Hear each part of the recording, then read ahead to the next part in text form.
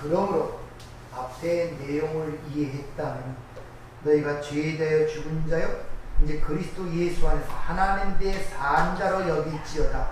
그렇게 인정하고 안다면은 이제는 죄가 너의 죽을 몸을 지배하지 못하게 하여 몸의 사욕을 순종치 말고 너의 지체를 하나님께 드리라. 이렇게 구체적으로 지금 나아갈 걸 볼 수 있습니다. 다시 한번 반복하기를 죄가 너희를 주장하지 못하면 너희가 법 아래 있지 아니하고 은혜 아래 있다는 사실을 다시 한번 확인을 시키고 있다는 것입니다. 따라서 예수를 믿고 구원받은 하나님의 백성들은 죄를 지냐 안 지냐가 아니라 그 죄 자체가 없어졌다는 것입니다. 율법 자체에서부터 우리는 그러니까 율법이라는 자체가 없어져 버리는 거예요. 왜? 율법이 없어야 죄를 규정하는 법이 없기 때문에 거기에 대한 형벌을 있는 사망이라는 것이 원래 건들지 못하기 때문에 그렇다는 것입니다. 창세기 3장에 보면 어떤 짐승보다 뱀이 등장합니다. 이 뱀이 참 인간의 혐오스러운 짐승 중에 하나인데 성경에서는 이 뱀을 가장 강교했더라 이렇게 표현되어 있지만 거기서는 아돔 가장 지혜로웠더라, 지혜롭다는 뜻입니다. 그래서 세상에도 이 뱀신을 신기는 사람들이 지혜의 의미를 갖고 있어요. 그래서 앞에서 치유의 신이라고도 한 민족에서는 그 뱀을 숭배하는 나라가 있다는 것이죠. 근데 민수기 21장에 보면은 하나님께서 광야에서 이스라엘에게 불뱀을 보내세요. 그리고 이 사막에 사는 이 불뱀이라는 이 종류는 독사입니다. 아주 맹독을 가진 독사예요. 그리고 하나님께서 그 불뱀에 물려 죽어가는 이스라엘 백성들에게 해독제를 주시는데 그 불뱀의 독이 해독제라는 것입니다. 그래서 그를 장대 끝에 매달라 이렇게 얘기하죠. 세상에서도 이제 이 뱀을 다루는 사람들이나 의사들의 말을 들으면 독을 가진 뱀에게 물린 그 독은 물른 그 뱀의 독으로만 해독제로 해결할 수가 있다는 것입니다. 그러니까 살모사라는 독사에게 물린 사람은 살모사의 독에서 나온 해독제만이 그 독을 해소할 수가 있고 코브라는 독에 물린 자는 코브라 독에서 나온 해독제만이 그 독을 해결할 수 있다는 것입니다. 그러니까 뱀 독의 해독제는 뱀에서 나온 뱀독이라는 것입니다. 근데 요한복음 3장에 보면 주님께서 이 민수기 불뱀 사건을 인용하시면서 내가 이렇게 뱀처럼 장대 끝에 매달려야 된다. 그 사건을 기억시키면서 그걸 인용하시는 것을 볼 수 있죠. 즉 내가 장대 끝에 매달리는 것만이 이 불뱀에 물려 죽어 즉 사망을 치닫고 있는 이 역사 속 아담들의 유일한 해결책이라는 것입니다. 그러니까 민수기 21장에 불뱀 사건은 바로 예수 그리스도의 십자가의 죽으심으로 말미암아 구원을 받는 그 이야기가 그 안에 담긴 거예요. 그런데 이스라엘 백성들을 구약에 보면 장대 끝에 달린 그 녹뱀을 숭배하는 모습이 기록이 되어 있죠. 자그마치 히스기야 왕 때까지 그걸 섬겼습니다. 이것이 바로 오전에 말씀드린 알아듣지 못하는 방언을 하는 자들의 성경을 그렇게 보는 자들의 자 그러면 그 불뱀을 그들을 이스라엘 백성을 문 불뱀이 누굽니까? 바로 당신 자신이라는 거예요. 이게 무슨 얘기냐 한번 잘 살펴보도록 하겠습니다. 이스라엘 백성이 그 당시에 400년 동안 종살이하다가 출애굽하는 그 당시 애굽 사람들이 섬기는 신이 나라는 신이었습니다. 나. 근데 그 신은 보이지도 않고 소리도 없고 말도 못하는 신이었습니다. 그러니까 감지를 안 돼.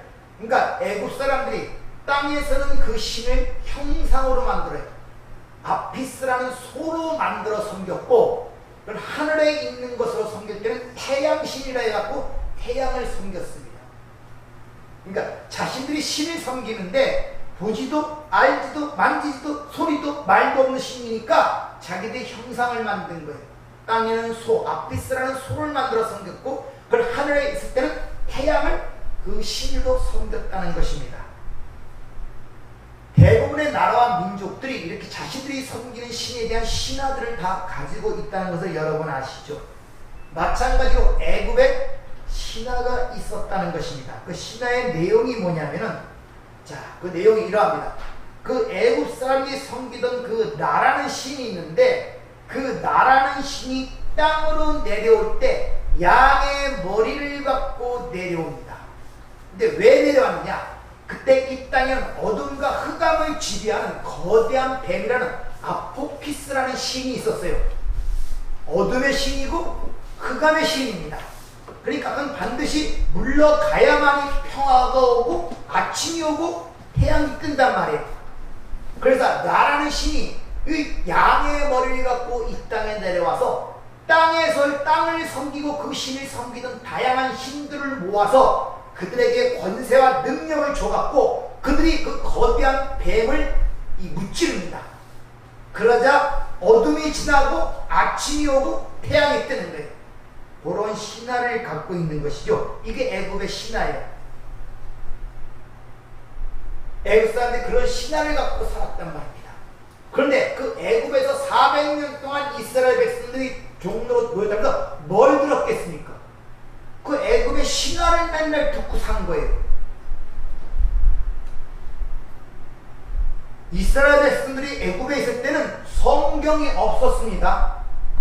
모세가 애초에 5권을 기록했으니까 그전에 성경이 없었단 말이에요. 그러니까 400년 동안 하나님의 백성이라는 이스라엘 백성이 400년 동안 애굽에서 있을 때 그들이 400년 동안 듣고 보고 배운 것이 애굽의 신화였단 말입니다. 그럼 하나님께서 당신의 백성들에게 자신을 설명할 때 그들이 알고 있는 것으로 설명해야 되잖아요. 그래서 성경에 뱀 이야기, 양 이야기, 소 이야기, 용 이야기 이런 얘기가 나온 거예요. 애굽에 400년을 살다 보니까 그런 지식을 갖고 그런 것만 알고 그게 신인 줄 알고 있는데 그걸 사용하여 하나님이 당신을 설명하는 거란 말입니다. 성경의 양 이야기, 뱀 이야기, 소 이야기, 용의 얘기가 그래서 나오는 거예요. 그래서 요한계시록에 보면 전부 다 그 얘기 나오고 뱀, 짐승, 용 그걸 사용해서 설명하는 거란 말입니다. 그러니까 여러분들이 하나님에 대한 지식이 넓어지고 눈이 넓어지고 진리를 보게 되면 방대하게서 다양한 면으로 하나님의 자신을 계시하기 때문에 여러분들하고 나하고 굉장히 친밀하게 됩니다. 사소한 것부터. 그러나 그게 없으면 여러분이 알고 있는 한계 내에서 하나님이 자신을 알려야 되기 때문에 그게 힘든 거예요. 육적 감각을 갖고 살아가는 사람들은 하나님이 자신을 알려야 되잖아요. 그럼 그걸 사용하는 거예요. 왜? 딴 생각을 못하니까. 돼지는 먹는 것만 관심이 있단 말입니다. 그러면 주인이 그 돼지를 가리키려면 먹는 것을 갖고 가리키는 거예요. 채찍을 때리거나 먹는 걸 안 주거나 주거나 하는 것으로. 그래서 하나님께서 주신 이 보이는 세상 속에서 그 진리를 많이 알아갈수록 하나님과 가깝게 되는 거예요. 여러분이 하나님에 대한 아는 올바른 진리가 얼만큼 가지고 있냐에 따라서 밀접하냐 밀접하지 않냐가 거기서 드러난단 말입니다. 그 당시 이스라엘 출애굽한 이스라엘 백성들이 갖고 있는 그 지식이 애굽의 신화 정도예요. 뭐 태양신, 아피스라는 손, 뱀이라는 신 그걸 사용하여 하나님이 자신을 계시하기 위하여 그런 이야기들이 성경에 많이 기록이 되어 있단 말입니다. 우리나라 당군 신화는 없었습니까?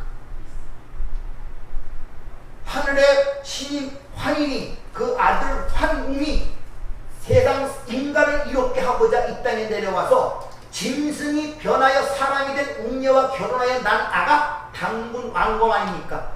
뭔가 비슷하지 않아요? 성경 이야기가?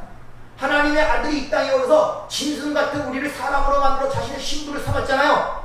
얘기가 비슷하지 않습니까? 모든 것 속에는 하나님의 진리가 담겨 있단 말입니다. 히브리서 8장 5절에 이런 말씀이 있습니다. 그들이 섬기는 것은 하늘에 있는 것의 모형과 그림자라. 모세가 장막을 즐겨할 때 지시하심을 얻은 것 같으니 이르시되 산과 모든 것은 산에서 내게 보이던 돈을 따라 지으려 하셨느니라. 즉 땅의 모든 것은 그림자고 모형인데 그것은 바로 하나님 땅의 것으로 모형으로 하여 하늘의 것을 설명한다 이런 말이에요.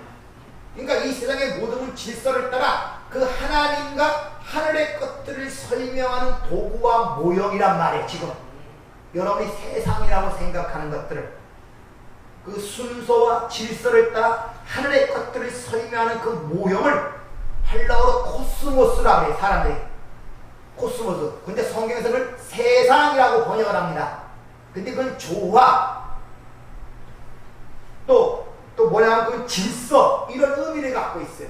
그러니까 이 세상은 하나님과 하늘의 것들을 설명하는 모형과 그림자로 존재하고 있단 말이에요.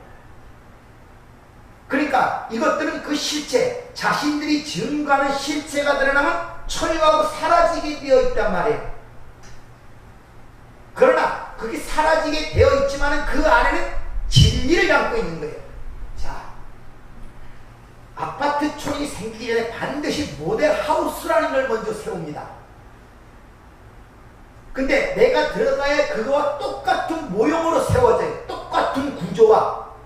그래서 미리 들어가서 그 모형을 보고 내가 살아가야 할 아파트를 예약을 하거나 그걸 하죠. 근데 그 아파트가 완성이 되고 그게 분양이 되면 모형은 철거가 된단 말입니다. 그런 의미로 여러분이 생각하시면 되는 거예요. 그래서 신앙은 신앙으로 끝나는 거예요. 신앙 생활로 보여지는 것입니다. 그래서 신앙 생활이라고 해요. 내가 신앙이 있다? 그게 뭘로 보여진다고? 생활로 보여지는 거예요. 믿음이 있다? 생활로 보여지는 거예요. 그래서 신앙 생활, 믿음 생활이 되는 것입니다. 따라서 구약에서 이 땅이 보이는 세상에 주었던 율법, 성막, 성전 이건 전부 다 모형으로서 하나님과 하나님을 설명하는 것들이었단 말이에요.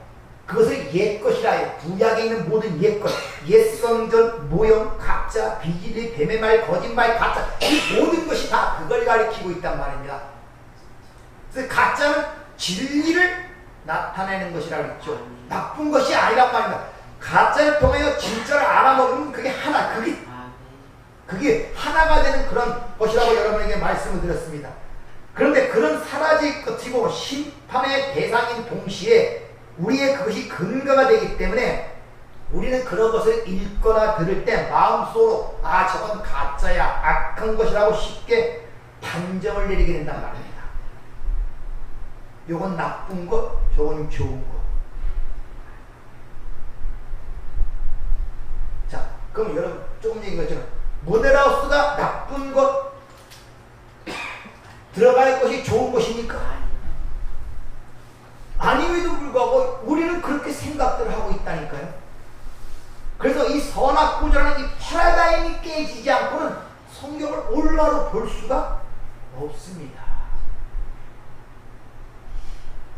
여러분 삶 속에 가장 많이 내가 고통을 당하고 힘들고 민감하게 느끼고 가장 감각적으로 다가오는 것들이 왜 그런 것 같습니까? 여러분이 아는 한계가 그거예요. 그걸 하나님이 건드려 자신을 계시하고 자신의 말씀을 전하고 자신에게 눈을 돌리도록 하는 거예요. 네?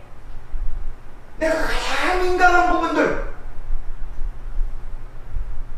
내가 감지할 수 있는 한계가 그게요. 그걸 건드려야 하나님을 바라보든지 내 말에 귀를 기울인 자이기 때문에 그걸 통해 말씀하시고 설명하신단 말입니다.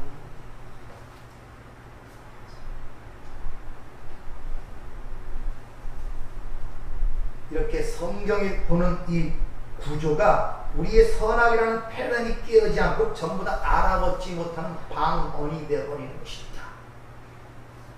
가짜가 되어버린단 말입니다. 그래서 지난주에 말씀드렸죠. 성경도 가짜예요. 이게 잘 납득이 안 갈 거예요. 아유, 가짜를 하나님 말씀이 왜 가짜야? 왜? 가짜라는 말을 들을 때 나쁜 것, 악한 것, 버려야 될 것이라고 생각들하는 관념이 꽉 차있기 때문에 그래요. 성령은 왜 가짜라니까요? 그 안에 진짜가 뭡니까? 예수 그리스도란 말입니다. 네. 하나님이란 말입니다. 네. 하나님 나라에 대한 그 내용을 알아먹어야지. 네. 성경을 읽는 것은 문자적으로 윤리 도덕적으로 세상 그러면 그게 가짜라면 거기서 끝나면 망하는 거란 말입니다. 마찬가지예요. 예수님도 이 땅에 오는데 마리아의 아들 하나님의 아들이라고 하지만 그 안에 담긴 내용을 알지 못하면 그게 바로 무상숭배가 되는 거예요. 그러니까 예수님 모습 그려놓기도 하고 십자가에 달려놓기도 하고 그런 짓을 하는 거예요. 왜? 나 하나가 되지 않으니까. 전부 다 방으로 들려버려. 외국말로 눌러버리는 거죠. 전부 다. 그래서 이 땅의 모든 종교들은 형상들을 다 갖고 있어요.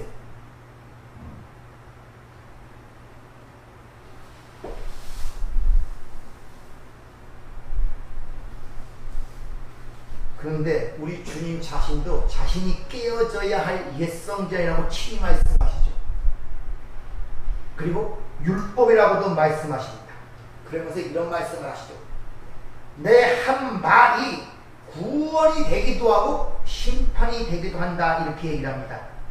즉 주님이 하시는 말씀이 어떤 사람에게는 방언으로 들리고 어떤 사람은 그 내용 레마로 들려 구원받거나 심판받거나 둘 중에 하나라는 것입니다. 그러니까 예수를 옛 성전으로만 인식하는, 즉 그 안에 담긴 내용을 보지 못하고 로고스만 인식하는 어떤 이들은 그 말에 의하여 심판을 받는다는 것입니다. 왜? 그들은 그들이 생각하고 받아들인 그 말에 의하여 규정이 되기 때문에 여러분이 누구냐 하는 것은 여러분에 의하여 규정되는 것이 아니라 여러분의 가진 그 말에 의하여 여러분이 규정이 되는 거예요. 어떤 말을 가졌느냐? 진리를 가졌느냐? 거짓을 가졌느냐? 가짜를 가졌느냐? 진짜를 가졌느냐에 여러분의 정체성이 거기서 구분되고 거기서 판별된단 말입니다. 하나님의 말씀을 곡해하여 적용하는 자들에게는 바로 그들이 가진 말이 심판의 근거로 사용된다 하시겠다는 것입니다. 글로싸, 즉 방언, 알지 못하는 말로 로고스로 심판을 받는다는 것입니다. 그래서 첫 번째 그 로고스로 온 모형으로 예수가 파괴되고 그리스도의 영으로 진리로 살아나 우리와 연합이 되므로 말미암아 이제 방언이 아닌 그 내용으로 알아먹는 자가 되었단 말이에요. 네. 그것을 요한복음 12장 48절에 나를 저버리고 내 말을 받지 아니할 자를 심판하니 그랬으니 곧 내가 한 그 말이 마지막 날이 되었다. 그러니까 첫 번째 이 나를 저버리는 게 뭐냐? 내 말을 받지 아니하는 자. 여기서 말이라는 것은 로고스가 아니라 레마입니다. 즉 그 내용을 취하지 못한 자는 심판을 당한다. 그게 바로 나를 버리는 거래요. 그러니까 예수 믿는 게 겉으로 예수 믿으세요 이게 아니라 그 말이 자기의 내용으로 알아먹고 그걸 취하면 되는데 그것을 예수 믿으라는 겉껍질로 받아버리면 그 말이 그를 심판한다는 것입니다. 그래서 곧 내가 한 그 말, 여기서 노고스한 말, 그 말이 그날에 그를 심판하리라.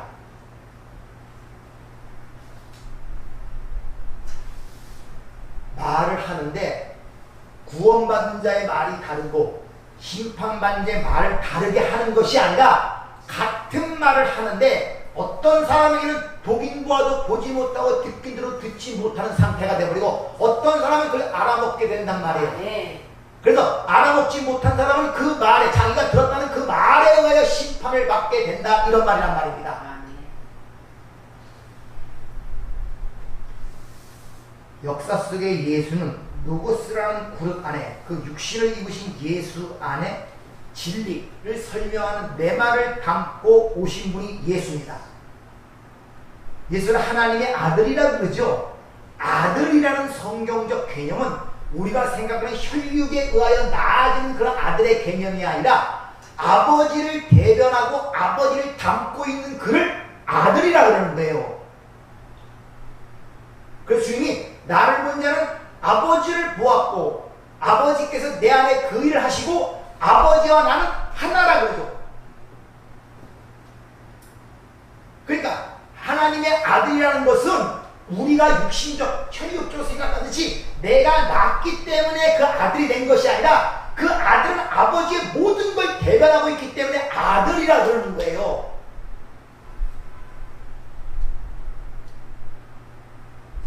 이해가 되십니까?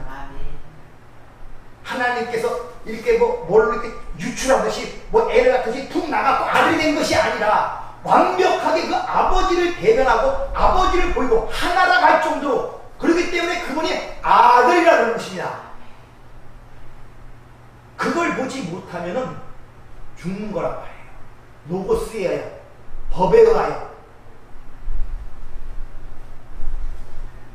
당신의 그 말, 그 내용을 알지 못하고 취하지 못한 자들은 그들의 당신의 한 말, 그 노고스, 표피적으로 하는 법을 본다면 심판을 받는다, 이런 말을 우리에게 지금 해주고 있단 말입니다. 그러니까 예수라는 그 생명, 그 네마의 말씀이 어떤 비진리, 즉 로고스, 방언으로 들리고 어떤 자에게 그것이 네마로 들린단 말이에요. 그렇게 방언으로 들리는 자의 말을 뱀의 말이라 그러는 거예요. 그래서 창세기한테 뱀이 와서 인간에게 처음으로 말을 거는 거예요. 그러면서 뭐라고 말을 겁니까? 네가 하나님처럼 되리라. 뭐하면? 선악과를 먹으면, 네가 선악의 분별자가 되면, 네가 판단자가 되면 네가 하나님같이 되리라. 첫 번째 말이 거기 뱀이라니까요.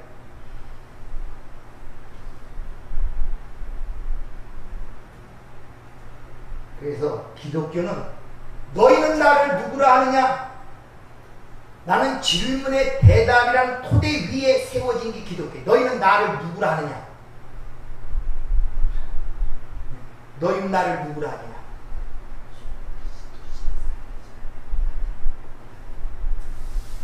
너희는 나를 누구라 하느냐?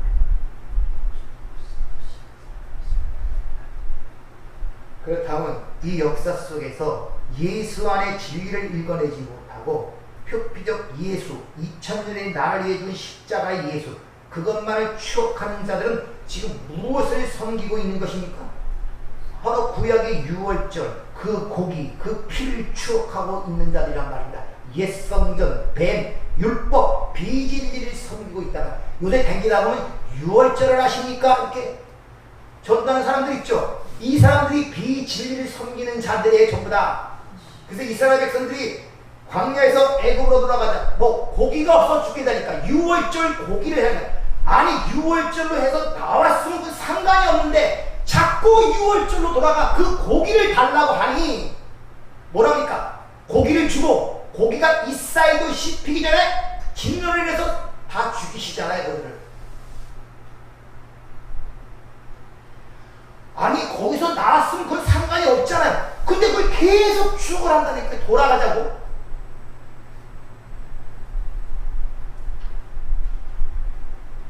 계속 돌아가자고. 계속 십자가에 달린 예수를 바라보며, 피 흘리는 예수를 바라보며, 나에게 왜 대신 죽었어? 뭐 했어? 아니 그게 뭐야 그게.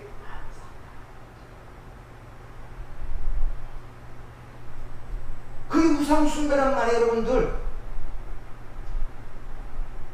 그러니까 천주교 가면 맨날 마리아 품에 안긴 아기 예수와 맨날 십자가에 달린 예수 보이지, 거기 부활한 예수가 없어요. 거기서 맨날 성호를 굽고 맨날 그거 하고 맨날 미사라는 게 뭡니까? 맨날 떡 먹는 거. 일반 사람들은 피도 못 마셔요. 친구들 안 먹지. 잘. 주님께서 유월절, 구약에서 유월절을 지키라고 한 이유가 뭡니까? 그때로 돌아가라는 것이 아니라 그것이 무슨 의미인지를 알고 현재를 감사하고 찬송하라고 그걸 지키고 그걸 기억시키기 위해서 유월절은 절기를 준 것이 네가 그 당시에 돌아가 그걸 추억하라고 준 것이 아니란 말입니다, 여러분들.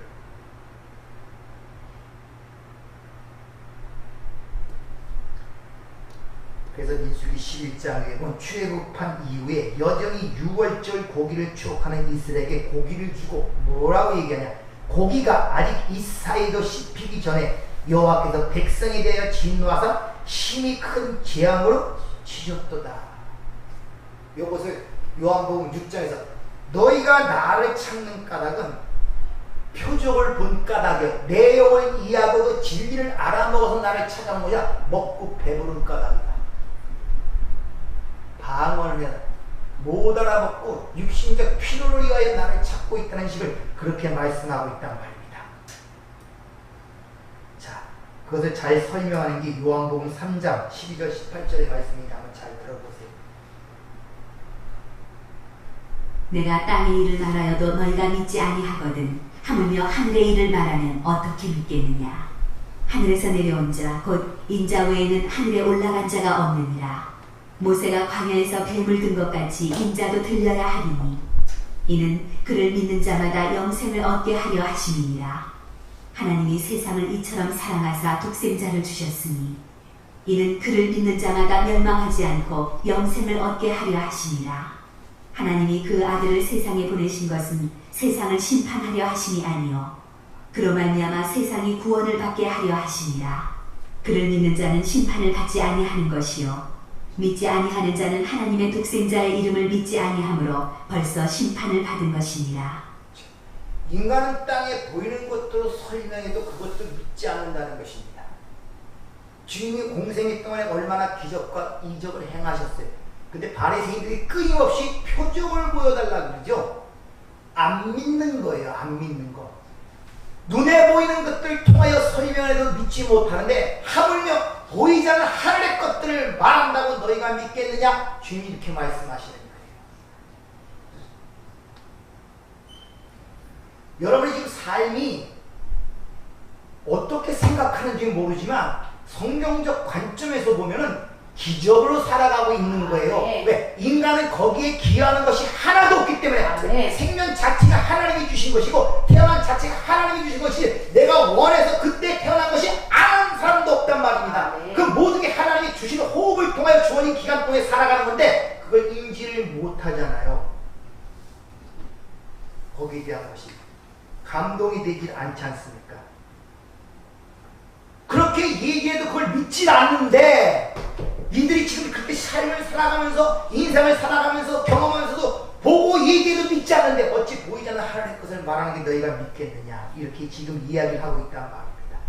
그러니까 내가 아무리 말을 하더라도 진리로 들리는 것이 아니라 전부도 니들이 행해야 할 니들이 선악 구조에서 판단한 법으로 윤리 도덕적 행위의 말씀으로밖에 안 들린다는 것입니다. 그게 바로 뱀에게 불뱀에게 물린 상황이란 말입니다. 그게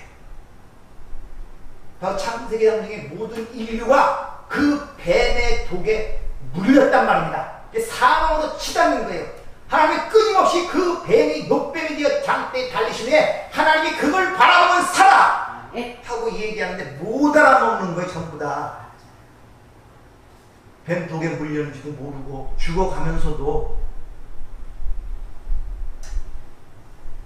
뱀의 혀, 글로싸, 방언, 그 뱀독은 사망에 이르는 맹독인데 그 하나님 앞에서 바로 그 맹독에 불린 자들이 혀로 직고할 것이라고 로마서 14장은 얘기합니다. 자, 로마서 14장 11절 11절은 주께서 이르시되 내가 살았으므로 모든 무릎이 내게 꿇을 것이요 모든 혀가 하나님께 혀라니 글로싸 방언이면 모르는 말로 하나님께 자백하리라 하였노라. 그러므로 우리가 사람이 자기 말을 하나님께 직고하려 직고라는 자가 로고스예요.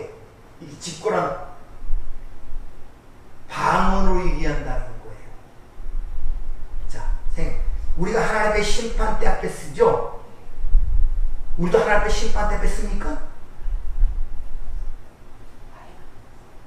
우리 이미 구원받았는데 그런 심판대 앞에 씁니까? 오늘 내와 함께 낙원에 있으라고 얘기를 했는데 사람들은 전부 다 지금 믿는 사람들 죽으면 하나님 심판대 서갖고선 뭐 이리저리 구걸해갖고선 뭐 그렇게 생각들 하고 있다니까요.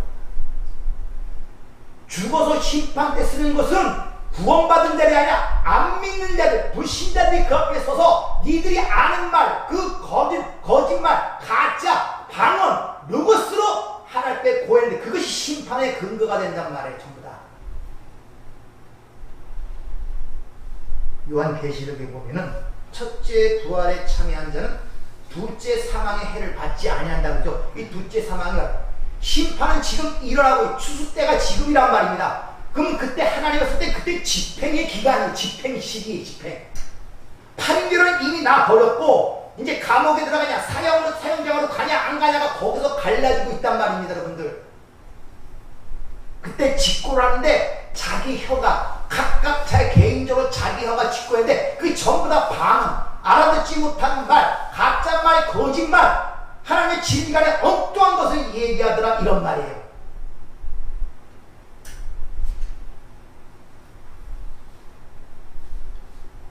주님께서 죽은 자에게 생기를 불어넣으셔서 즉 자신의 말씀을 우리에게 불어넣으셔야만 우리가 산 자가 됩니다. 죽은 자가 어떻게 그걸 받아들일 수가 있어요? 생각을 해보세요. 에스겔 37장처럼 죽은 뼈다귀가 어떻게 말씀을 받아들일 수 있겠냔 말이에요. 인간은 스스로 생명을 줄 때 생산을 낼 수가 없고 받아들일 수도 없단 말입니다. 결국 하나님의 생기, 그 말씀이 우리를 뚫고 들어와야 돼요. 그래서 불가항력적 은혜라는 말이 생겨난 것이란 말입니다. 선택적 은혜가 아니라 어찌 하나님이 주시는 구원의 은혜를 우리가 거부할 수 있겠냔 말이에요. 근데 다른 데 어떻게 보면 무슨 교사인데 전부 다 그런 거죠. 인간이 거부할 수도 있다고. 죽은 자가 무슨 거부고 판단하고 선택할 여지가 있습니까, 여러분들?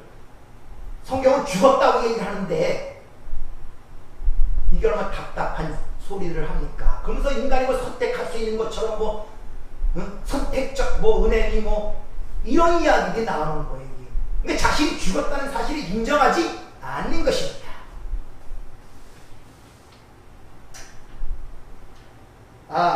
내가 산 것이 하나님이 나에게 강권적으로 나를 뚫고 들어와 나를 산 자로 만들어냈구나, 호흡한 자로 만들어냈구나, 이것이 깨달아질 때 우리가 옳고 그름을 판단하는 선악의 패러다임 속에서 해방이 되고 법이 사라지니까 죄가 없어져 버리고 죄에 대한 형벌 사망이 없어져 버리는 거예요. 그걸 자유라고 얘기를 하고 있단 말입니다. 그것을 예수를 믿는다는 그 말씀에 함의된 진리란 말입니다. 근데 그걸 알지 못하고 예수 믿는다고 말하는 공백으로 그걸 구원받습니까? 아니다.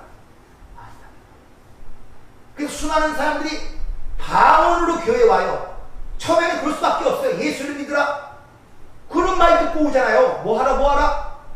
그러면 와서 교회에서 양육을 받아 그 방언이 아니라 예언, 그 안에 내용을 가져 자기 걸 취해야 되는데 그 과정이 이루어지지 못하니 교회 안에 거짓말 장이들이 많은 거예요.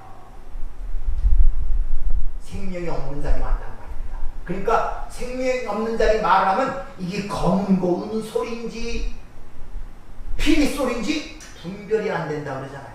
오전에 말씀드린 것처럼. 그러니까 방언을 못 알아듣는 그런 말 하는 전부 다 자칫하면 사이비, 이단 이런 데 다 넘어가 버리는 거예요. 그래서 주님께서 바로 이어지는 것이 이를 믿는 자 바로 위에서 내용 전부 민수기 21장에 있는 그 이야기 전부 내용을 알아먹는 자는 바로 영생을 얻는다는 말로 나타나고 그 뒤에 바로 유명한 구절이 이어지죠. 하나님이 세상을 이처럼 사랑하사.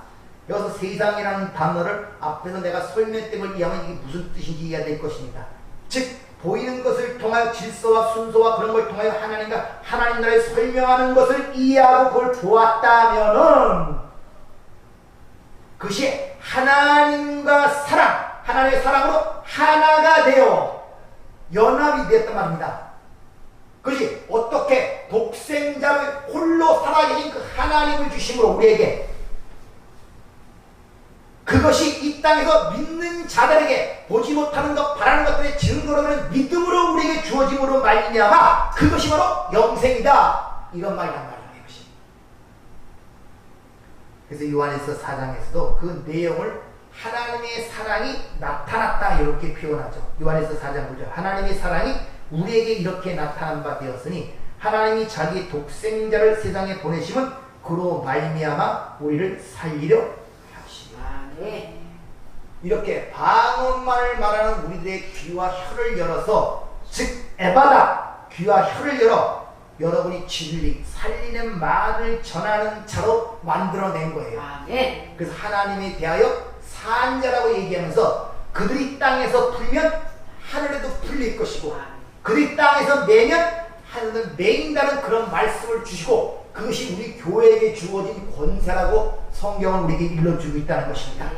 그래서 항상 우리는 그 진리형 성령을 의지하여 우리가 방언을 읽지만 그 안에 진정한 내용을 알아보기 위해서 특별히 예언하기를 사모하라고 그러죠. 아멘. 진리를 알아보기를. 아멘. 그래서 여러분들이 항상 성령의 충만을 받아야 할 이유가 바로 거기 있는 것입니다. 그러니까 여러분들이 많은 사건 속에서 여러분들이 하나님의 섭리나 하나님의 뜻을 발견하게 되면 처음에는 이 부분 속에서만 하나님이 느껴지던 것이 폭이 넓어지게 돼요. 넓어지게 되고 그러다 보면 민감해지는 동시에 그렇게 큰 그거 없이 쉽게 하나님의 뜻을 감지할 수가 있습니다. 그러나 그것이 넓어지지 않으면 내가 하는 한도 좁은 한도 속에서 하나님이 가르치려고 하니까 나에게도 엄청 힘든 거예요. 그 부분을 건드려야 되니까. 그 부분을 건드려야 되잖아요, 하나님이. 그래야 내가 거기에 반응을 할 수 있기 때문에. 술을 잘 먹는 사람에게 그 사람은 술에 대해서 일가견이 있습니다. 근데 그 사람에게 그를 건드리려면은 술에 관련해야 그를 건드려야 그 사람이 알아듣는단 말입니다. 그 사람에게 어떤 종교적 문제나 철학적 문제로 얘기해봤자 아무런 효과가 없어요. 그러니까 우리의 삶이라는 것이 포괄적 삶이 지금 살아가는데 다양한 부분에서 하나님이 말씀하고 있는 거예요. 사실 하나님의 호흡 가운데 살고 있기 때문에 모든 면에서 하나님은 우리에게 말씀, 진리를 얘기하고 있단 말입니다. 그것을 우리의 가정생활이나 내 개인의 삶을 통하여 지금 이야기를 하고 있는 거예요. 근데 그것이 내 삶의 경험과 체험을 통해서 그걸 보게 되면 그게 너무나 확실하기 때문에 여러분 삶과 말 자체가 복음을 증거하는 능력으로 발휘될 수가 있단 말이에요. 즉 산자가 얘기할 때는 방언으로 얘기하지만 그것이 살아있는 말씀으로 나간단 말입니다. 그래서 예수가 와서 우리에게 말을 하지만은 우리에게 방언으로 우리가 세상에서 들었지 못한 그 세상에 듣는 이야기로 그러니까 살리는 말처럼 안 되지만 그걸 듣는 자에게는 살아나잖아요. 그 사람에게만 이상하게. 근데 예수를 따르는 제자들은 또 못 알아먹어요. 또 희한하게.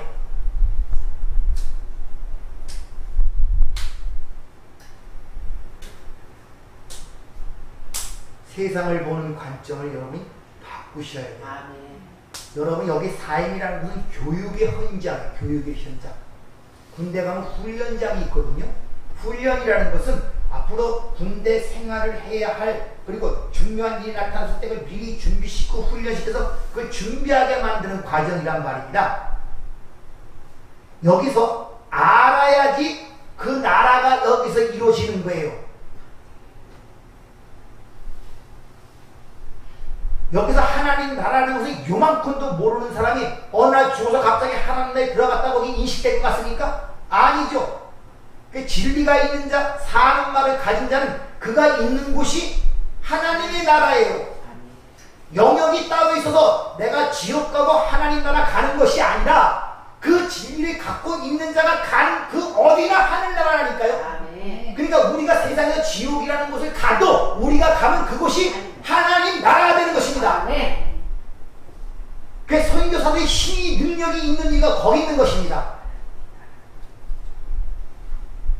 근데 우리는 영역을 갈라놓고 이 두 마음으로 패러다임으로 손하고 요건 지옥, 요건 천국, 여기는 가지 말아야 될 것, 그러니까 천국은 가야 돼, 여기 나쁜 곳이니까 요런 식으로 신앙생활을 하고 있다니까요. 그 마음이 내 안에 둘 다 있잖아요. 그러니까 그 마음이 얼마나 갈등과 의문을 느끼겠습니까? 고통을 느끼겠습니까? 항상 불안하고 갈등과 의심이 생기는 거예요. 왜? 항상 마음이 갈라져 있잖아요. 이거 좋은 거, 나쁜 거, 행복한 거, 불행한 거, 이게 죄고 저기 의고, 이게 지옥이고, 이게 천국이고. 그러나 하나님께서 우리와 함께 계시고 진리와 산자를 내가 갖고 있다면 여러분이 어디에 가나 거기가 하나님 나라예요. 이해가 되십니까? 그래서 우리가 가는 곳이 하나님 나이기 때문에 여러분이 어디서 무엇을 하다 어떻게 죽는가는 상관이 없단 말이에요. 아멘. 상관이 없단 말이에요. 이미 하나님 나라에 있기 때문에. 아멘. 그러니까 여러분이 이런 확신과 담대함 속에 살아가시길 부탁을 드립니다. 아멘. 은혜롭고 자비로우신 아버지 하나님 맞습니다. 우리는 항상 이것저것을 분별해놓고 이곳으로 가야 되는지 저곳으로 가야 되는지, 지옥은 나쁘고 천국은 좋은 곳이니까 지옥 안 가기 위해서 천국 가기 위해서 이런 행위 저런 행위 나를 재촉하며 때로는 정죄하며 애쓰고 힘쓰고 고단하고 무거운 짐을 지고 갈 때가 너무나 많습니다. 아버지, 이것은 우리가 잘못 보고 있기 때문이요, 아직도 진리가 내 안에 살아있는 말씀으로 들리지 않기 때문입니다. 주님 말씀하시기를 그런 자들아 내게 오라.